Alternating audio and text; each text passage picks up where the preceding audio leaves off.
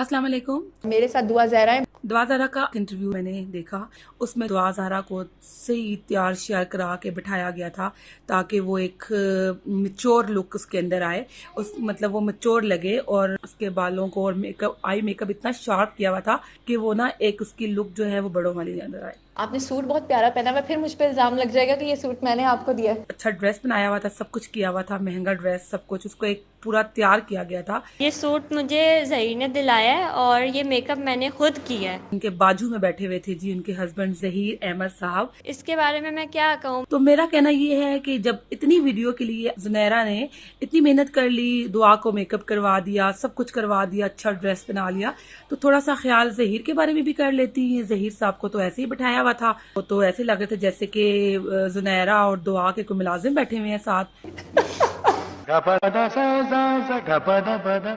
कम से कम जब आप इंटरव्यू लेना है तो आप दोनों को कम से कम उनकी ग्रूमिंग करवाएं, बच्चे की भी करवा लें जो उसके साथ बैठा हुआ है। वो तो ऐसे लग रहा है जैसे कोई मरीज बैठा हुआ है। आप मेरे हस्बैंड की रिस्पेक्ट करें। कम से कम उसको कोई वाइटनिंग इंजेक्शन वगैरह लगवाएं ताकि वो थोड़ा ग्रूम वगैरह हो और दुआ के मुकाबले का लगे। अच्छा, दुआ ज़हरा इस इंटरव्यू में बड़ी दिलेरी से बातें करती कि मैं घर से कैसे फरार हुई, जैसे वो घर से फरार नहीं हुई। बहुत बड़ा उसने कोई एक केटू की जो है ना चोटी, वो उसने सर कर ली है और वो जी घर से निकल गई हैं जी आराम से। मेरी मजबूरी थी, वो घर से मुझे जाना पड़ा। बड़े फखर से बता रही है, मैं 10 बजे घर से निकली और वहाँ मैं अगले दिन रात को पूरी रात मैंने सफर किया अकेले, और वहाँ जाके मैं सुबह 8 बजे पहुंची। मैं निकलने से पहले वैसे भी लेटर लिख कर आई थी। साथ ही मैं ये बड़ी दीदा दिलेरी से बता रही हैं कि जी मैं एक लेटर लिख के आई थी और मैं बाकायदा बता के आई थी, और ये बातें जो है मैं अपनी मम्मा और बाबा से हमेशा करती रहती थी। ज़हीर का वैसे ही मैं उनको बताती रहती थी, लेकिन वो फिर मुझे मारते थे और गुस्सा करते थे। और दूसरे नंबर पे ये भी साथ कह रही हैं कि वैलेंटाइन डे वाले दिन जो है मुझे मेरी माँ ने मारा,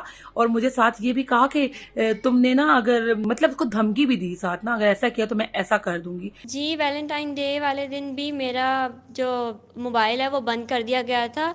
मेरी मामा को इसका पता लग गया था इसलिए, और मुझे बहुत ज़्यादा मार पड़ी थी और धमकी भी दी थी उन्होंने। वैलेंटाइन डे कौन सा डे है? कोई बहुत इस्लामी डे है जिसमें आपकी वालदा आपको बड़ा फखर से प्यार से चूमती हैं, आपको कहती हैं कि वाह बड़ा अच्छा काम कर रही हो, ऊपर से तुम अपने माँ बाप को ये कह रही हो कि वैलेंटाइन डे वाले दिन तुम ज़हीर का नाम ले लेके उनसे बातें कर रही हो। तो कोई भी लड़की हो, जो बेशक वो 17 साल की हो, बेशक 25 साल की हो, बेशक 30 साल की हो, कि अगर वो अपने पेरेंट्स के सामने किसी गैर लड़के का नाम इस तरह लेंगी तो क्या उसके पेरेंट्स उस बच्ची को प्यार करेंगे?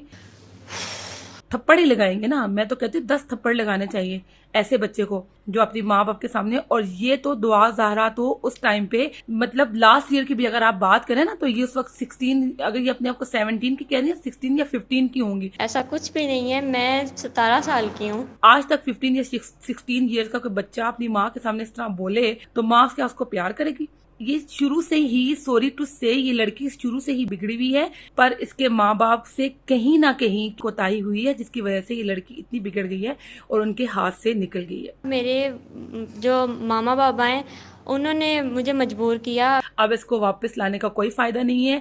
और दूसरी तरफ दुआ के जो वालिद हैं इस इंटरव्यू के रिएक्शन में ये कह रहे हैं कि मेरी बेटी दलदल में फंस गई, उसको निकालना मेरा काम है। मेहदी साहब जिद छोड़ दें। ये दलदल में नहीं फंसी, ये आपको नजर आना चाहिए कि इस बात को आप तस्लीम कर लें कि उसने अपनी पसंद की शादी की है। वो जिस तरह दंदना के बातें कर रही है, वो कोई आम लड़की या आम बच्ची इस तरह की बात नहीं कर सकती। क्या कहोगे इस तरह के लोगों के बारे में जो कहते हैं कि जनाब आप कोई इंजेक्शंस लगवा के ये सब कुछ करवाया जा रहा है? बहरहाल जो भी है, इस वीडियो में किसी जगह पे मुझे दुआ ज़हरा की बॉडी लैंग्वेज को देख के ये नहीं लगता कि दुआ ज़हरा से जबरदस्ती ये बातें बुलवाई जा रही हैं। साफ नजर आ रहा है कि दुआ ज़हरा अपने जो उसके अंदर उसके दिमाग में बातें हैं वो कर रही है, इसके अलावा वो कुछ नहीं बोल रही। मतलब किसी के कहने की कोई बात नहीं, दूसरों को इल्जाम देने वाली बात है। इन्होंने अपना नया चैनल भी बना लिया है। अब दुआ ज़हरा ने अपना यूट्यूब चैनल भी बना लिया, अब अपने चैनल पे भी आया करेगी, फिर लोग क्या बातें करेंगे। अपने चैनल से भी ऑनलाइन ये लाइव आया करेंगे, आप लोगों को सवालों के जवाब दिया करेंगे। एट द एंड यही है कि ये दुआ ज़हरा जो है अपने घर से भाग के निकली है, और फिर बार बार दुआ ज़हरा हर बंदे की बात पे यही कह रही है, आपको खुदा का खौफ नहीं है, आप खुदा का खौफ करें, आपने अल्लाह को मुंह नहीं दिखाना। अल्लाह तो देख रहा है ना। बीबी मुझे ये तो बताओ, तुमने अल्लाह को मुंह दिखाना है कि नहीं दिखाना? लोगों के लिए तो तुम जो तुम्हारे बारे में बातें कर रहे हो उनके लिए तो तुम बड़ी बातें कर रही हो कि अल्लाह को मुंह नहीं दिखाना, अल्लाह को मुंह नहीं दिखाना। तो तुमने कब दिखाना अल्लाह को मुंह? तुमने अल्लाह को मुंह नहीं दिखाना। अल्लाह को भी मुंह दिखाना है। इतनी छोटी सी उम्र में तुमने इतना बड़ा काम कर लिया है, हाँ, बजाय कि तुम लोगों के सामने ऐसी बातें मत करो और तुम लोगों के सामने दंदना के और बड़ी फखर से और बड़ी अच्छी बात समझ के तुम लोगों के सामने बार बार यही बता रही हो। मैं तो ज़हीर के साथ बहुत खुश हूँ। मैं जो भी कहती हूँ लोग उसको नेगेटिव ही लेके जाते हैं। तो तुमने अल्लाह को मुंह नहीं दिखाना? जो तुमने अपने माँ बाप को इतना बड़ा धोखा दिया है, वो किसने अल्लाह को मुंह दिखाना है? ये सारी झूठी बातें करना बंद कर दे। तुम्हें तो जूते पड़ेंगे हैं।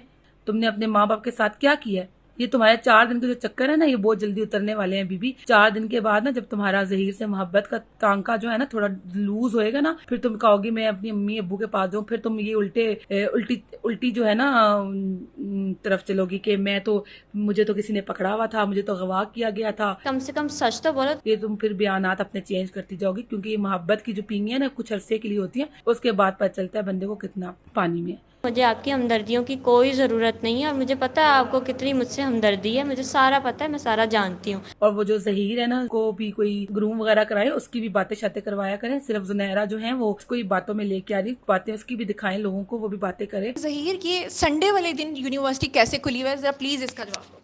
मेरी जो पंजाब यूनिवर्सिटी है ना, वो बड़े प्रोग्राम शेड्यूल करती है और वो ऐसा नहीं है कि वो सैटरडे संडे को बिल्कुल ही क्लोज होती है। वो जिनके टीचर्स वगैरह होते हैं वो स्टूडेंट्स वहाँ मौजूद होते हैं। लोग जो यहाँ पे हैं लाहौर में रहते हैं उनको पता भी है।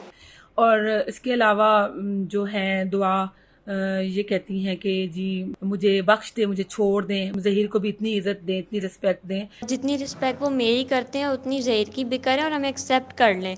मेरी एक बात सुनो, जो लड़कियां घर से भागती हैं ना, उनको कोई भी किसी जमाने में किसी जगह पे, ना ससुराल में, ना मेके में, ना दुनिया में किसी जगह भी इज्जत नहीं मिलती। जो तुम बार बार कह रहे हो ना, मुझे जिस तरह मुझे इज्जत देते हैं तो ज़हीर को भी इज्जत दें, कहीं इज्जत मिलने वाली नहीं है। आपने बड़ा ही गलत कदम उठाया है और गलत कदम उठाने के बाद या तो आप चुप रहें या अपने माँ बाप को बख्श दें और इस तरह से आके अपने माँ बाप को गंदा मत करें, क्योंकि वो माँ बाप हैं। वो माँ बाप ही होते हैं। वो आपके लिए लड़ते रहेंगे, आपके लिए सब कुछ करते रहेंगे। देखिए, मैं जो है ना, मैं अपनी बेटी के साथ ऐसे फ्रैंक रहूंगी कि उसको भागने की नौबत ही नहीं आएगी। क्या पता तुम्हारी माँ ने भी तुम्हें फ्रेंड ही बनाया हो, लेकिन तुमने तो उसको जो बातें बताई होंगी तो उस पर तो फिर जितनी भी फ्रेंड हो, माँ जितनी भी फ्रेंड हो, अगर कोई बच्चा उसको ऐसी बात बताएगा कि वो किसी को पसंद करता है तो माँ कभी भी फ्रेंड नहीं रहेगी। और दुआ की बेटी कल बड़ी होगी और कल कहेगी कि मैंने एक चपड़ासी से शादी करनी है, तो क्या दुआ से कहेगी हाँ बेटा जी जाओ आप चपड़ासी से शादी कर लो, जो आप किसी भंगी से शादी कर लो। तो कोई पेरेंट्स भी ऐसा नहीं होता जो अपने बच्चों को कुएं में डाल दे, ठीक है ना।